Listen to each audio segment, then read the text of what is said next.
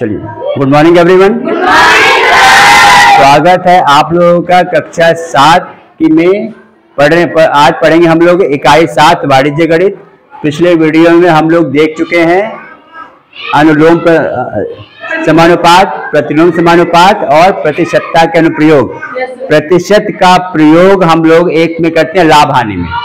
अब लाभ हानि में हमारे पास कुछ टर्म्स हैं, कुछ शब्द हैं, विक्रय मूल्य, क्रय मूल्य, लाभ और हानि। ये हम लोग पिछली कक्षा में भी पढ़ चुके हैं। इसको समझाने के लिए आप ही के बीच से 3 छात्र आए हैं, सचिन, शिवम एंड पवन। अब ये बॉल है, इसकी कीमत मान लीजिए, ये बॉल है, इसकी कीमत है 200 रुपए, जो कि शिवम, सचिन शिवम को बेच रहा है। कितने रुपए में? 200 रुपए में। यानी सचिन ने बॉल बेची है शिवम को कितने रुपए में बेटा? 200 रुपए में। दे दो बॉल इसको, ठीक है। अब बॉल बेची इसको, तो 200 रुपए सचिन के लिए क्या हो जाएगा? सचिन के लिए विक्रय मूल्य। क्यों? क्योंकि सचिन ने बॉल बेची है। यानी हम क्या विक्रय मूल्य के बारे में क्या कह सकते हैं? वह मूल्य जिस पर वस्तु बेची जाए, जिस पर वस्तु बेची जाए। 200 रुपए में बिका है तो 200 रुपए सचिन के लिए विक्रय मूल्य और शिवम के लिए, क्योंकि शिवम ने 200 रुपए पे बॉल खरीदी है। यानी क्रय मूल्य क्या हो जाएगा? वह मूल्य जिस पर वस्तु खरीदी जाती है। अब शिवम भैया ने बॉल बेच दी है, किसको? पवन को बेच दी है। मान लो कितने के बेच रहे बॉल्स को? 250 की। चलो ठीक है, ये 250 रुपए बॉल पवन को बेच देता है। दे दो भैया से। तो पवन का कितना हो जाएगा क्रय मूल्य? 250। चलो, अब ये शिवम से बॉल आ गई है पवन के पास। पवन को बेचा है इसने 250 रुपए का। तो हम अगर बात करें, पवन का क्रय मूल्य कितना है? 250। शिवम का क्रय मूल्य कितना है? 200 में खरीदा था इसने। शिवम का विक्रय मूल्य कितना हो जाएगा बेटा? 250, क्योंकि इसने बेचा था। सचिन का क्रय मूल्य कितना है? नहीं, सचिन का विक्रय मूल्य होगा क्या? 200। मुझे आशा है क्रय मूल्य और विक्रय मूल्य समझ में आ गया होगा, है ना। एक ही व्यक्ति का, एक ही व्यक्ति, जैसे सचिन ने 200 रुपए का बॉल खरीदा, सचिन का क्रय मूल्य 200 रुपए। सचिन ने बॉल पवन को बेचा, शिवम ने, शिवम नाम है ना, शिवम ने बॉल सचिन से खरीदा, तो 200 रुपए का तो क्या हो गया? शिवम का क्रय मूल्य 200 रुपए। शिवम ने पवन को 250 का बेचा है, तो शिवम का विक्रय मूल्य 250, ठीक है। शिवम का क्रय मूल्य 200 रुपए है, शिवम का विक्रय मूल्य 250 रुपए है, तो इसमें क्या चीज ज्यादा है बेटा? विक्रय मूल्य ज्यादा है। विक्रय मूल्य ज्यादा है क्रय मूल्य से, तो यहाँ पे इसको क्या हो रहा है? लाभ। क्या हो जाएगा बेटा? लाभ।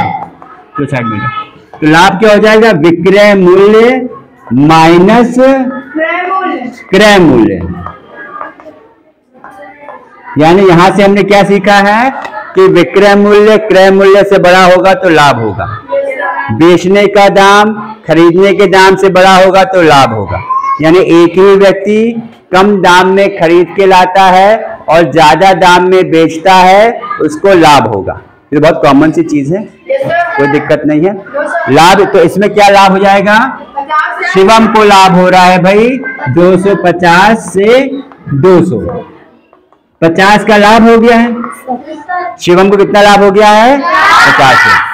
अब इसमें बात आती है लाभ प्रतिशत की, क्योंकि हम यहाँ प्रतिशत के पढ़ रहे हैं। अच्छा, लाभ और हानि किस पर निकालते हैं हम लोग? क्रय मूल्य पे।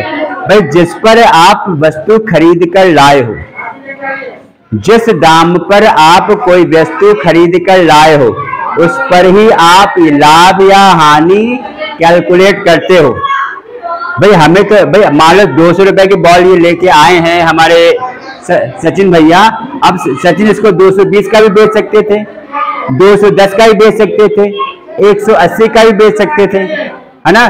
तो खरीद का दाम तो फिक्स हो गया भाई, खरीदने का दाम तो फिक्स हो गया है। सचिन के बॉल के खरीदने का दाम तो फिक्स हो गया है 200 रुपए। तो अब क्रय मूल्य पर ही हम लोग तय करते हैं कि लाभ और हानि होगा। किसके आधार पर? कि वो कम में बेच रहा है कि ज्यादा में बेच रहा है ना। शिवम ने 200 का खरीदा, 250 का बेचा, विक्रय मूल्य ज्यादा, इसको हो गया लाभ। अब बात यह आती है कितने प्रतिशत लाभ हुआ। लाभ मतलब क्या होता है? 100 में से। 100 में से भाई ये पता हो गया कि भाई 50 रुपए का लाभ हुआ है। कब लाभ हुआ है? जब 200 रुपए पर लाभ हुआ है ना। भाई 200 रुपए खर्च करके तो लाभ हुआ है इसको। तो क्या क्या होगा? लाभ बटा क्रय मूल्य गुणा 100। ये लाभ हानि का सूत्र है, ये लाभ प्रतिशत का सूत्र है। लाभ बटा क्रय मूल्य गुणा 100। बहुत इंपॉर्टेंट चीज क्या बताई है? लाभ और हानि हमेशा क्रय मूल्य पर ही कैलकुलेट किया जाता है, क्योंकि क्रय मूल्य किसी भी व्यक्ति का फिक्स होता है। एक बार सामान खरीद के ले आता है तो उसका तो मान नहीं बदलेगा। बेचने के दाम में सोच सकता है वो, बेचने के दाम में वो कम में बेचता है, ज्यादा में बेचता है। मगर कभी कभी सामान पुराना हो जाता है, सेकेंड हैंड हो जाता है, तो क्या होता है? वो कम में बेचता है। तो यहाँ पे लाभ क्या है? देखो 50 रुपए लाभ हो गया है। क्रय मूल्य कितना था शिवम का? 20 रुपए। शिवम ने 20 रुपए में खरीदा था ना। हाँ सॉरी, 200 रुपए में खरीदा था। 200 गुणा 100 हो जाएगा। अब कट पिट जाए, कितना आएगा ये? 25% शिवम को लाभ हुआ। सही है, 25% शिवम को लाभ हो गया है। लाभ समझ में आ गया है, लाभ प्रतिशत समझ में आ गया है। अब भैया पवन भैया ने 6 महीने कस के बॉल खेली, बॉल खेला। अब भैया अब बॉल थोड़ी पुरानी हो गई थी, गंदी बंदी हो गई थी। अब पवन ने बॉल बेच दी। किसको बेचोगे पवन बॉल? अच्छा इन्हीं को बेच दोगे, चलो ठीक है। पवन भैया कहे शिवम को वापस बॉल बेच दी इसने, सचिन को बॉल बेच दी। कितने की बेचोगे? सामने आ जाओ। चलो अरे कितने की बेची? तुम्हारी बॉल है, 220 रुपए की बॉल बेची। किसको? शिवम के, सचिन को बेच दी, है ना। अब देखो जब पवन ने बॉल वापस बेची है, यहां लिख लेते हैं, थोड़ा दूर लग रहा है। सचिन को बॉल बेची है, कितने की बेच दी इसने? 220 की। तो सचिन का, पवन का क्रय मूल्य तो 250 था। पवन का विक्रय मूल्य क्या हो गया यहाँ पे? 220। तो अब 220 रुपए जब पवन का विक्रय मूल्य हो गया है, तो इसमें क्रय मूल्य 250, विक्रय मूल्य 220। खरीदने का दाम ज्यादा, बेचने का दाम कम, तो उसको हानि हुआ है कि लाभ हुआ है?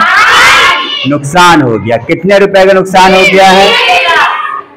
वेरी गुड, 30 रुपए का। ये सब बच्चों को अच्छे से आता है ना। यानी हम यहाँ पे बेटा क्या कर सकते हैं? अब आप लोग जाके बैठ सकते हैं, जाइए। अब यहाँ पे क्या समझ में आ गया? हम पवन की बात करेंगे तो पवन का जो क्रय मूल्य था बेटा, वो ज्यादा था। किससे? किससे ज्यादा था? विक्रय मूल्य से ज्यादा था, क्योंकि क्रय मूल्य 250 में खरीदा था, विक्रय मूल्य 220 में इसने बेचा है पवन ने। मैंने क्या बताया है? लाभ और हानि के लिए हम लोग हमेशा क्रय मूल्य पर निकालते हैं। अब यहाँ पे हानि कितना हो जाएगा भाई? खरीदने के दाम से विक्रय मूल्य घटा दोगे, क्रय मूल्य माइनस विक्रय मूल्य, क्रय मूल्य माइनस विक्रय मूल्य कह लीजिए। क्रय मूल्य कितना है? 250 और विक्रय मूल्य 220। तो भैया यहाँ पे 30 रुपए की तो हानि हो गई इसको। अब 30 रुपए की हानि किस पर हुई है? 250 पे। 250 रुपए खर्च किया ना उसने अपने पास से, 250 रुपए खर्च किया है ना। तो अब यहाँ पे इसका हानि प्रतिशत क्या हो जाएगा बेटा? हानि प्रतिशत हो जाता है हानि बटा क्रय मूल्य गुणा 100।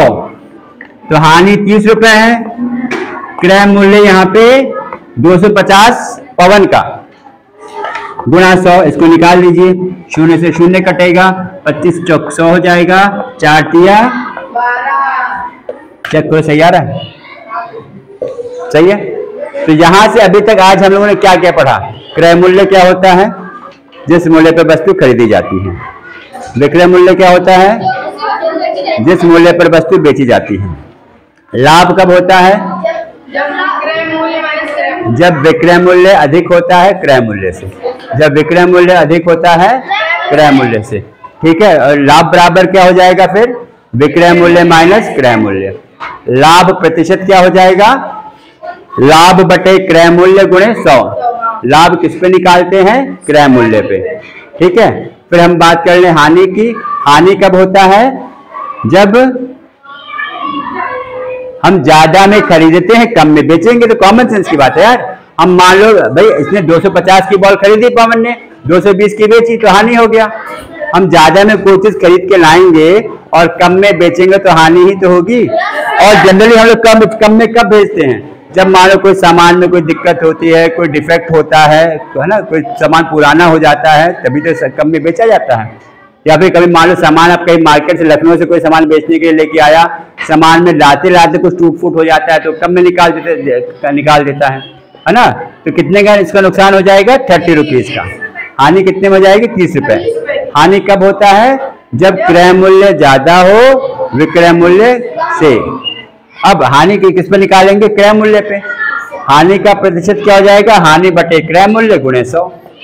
हानि 30 रुपए, क्रय मूल्य 250 गुणे 100, तो ये पवन का हानि प्रतिशत आ जाएगा 12%।